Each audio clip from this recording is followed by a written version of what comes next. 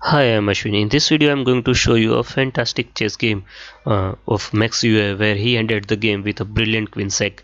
The game was played in 1923 where he had a white pieces and he started the game with knight f3, and that is ready opening d5, c4, d4, b4, gaining the space on the queen side and also making room for his bishop on b2, g6, bishop b2, bishop g7, knight a3, e5, knight c2. So Euwe maneuvers his knight in such a way that it can put some pressure on black center, and that is on pawn on d4, bishop g4, now e3 attacking black center, knight e7, e captures on d4, e captures on d4, and there comes h3 move attacking the bishop, and here d3 won't work because of bishop captures on g7 first.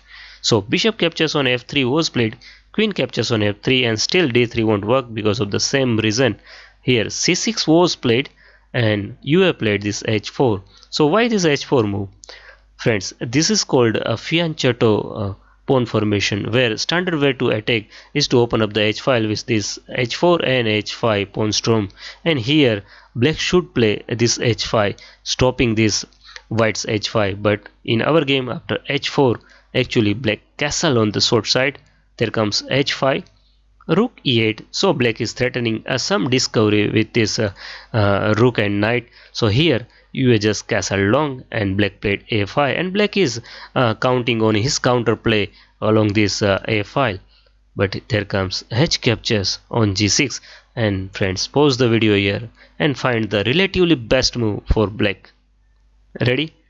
Friends, here black's best move is to capture with this knight, and this is very weird move, but this stops white's play on this h file. The point is after queen h3 or even this queen to h5, black can go for h6, right?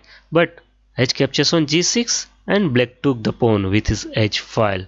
So you might have a question what happens in case of f captures on g6, but there comes queen h3, sorry, queen h3, and now I am taking this h7, and say you are playing now h6, there comes queen e6 check, king h8 can be made by brilliant rook sacrifice, rook captures on h6 where bishop captures on h6, and now bishop captures on d4 wins the queen. The point is king h7 and then queen f7 leads to checkmate. So here after queen captures on d4, white is completely winning, and that is the reason that black didn't play this f captures on g6.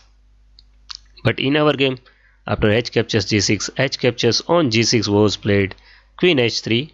So here the threat is queen h7 and might be some captures on d4. The point is if white managed to open this diagonal, and then game is over.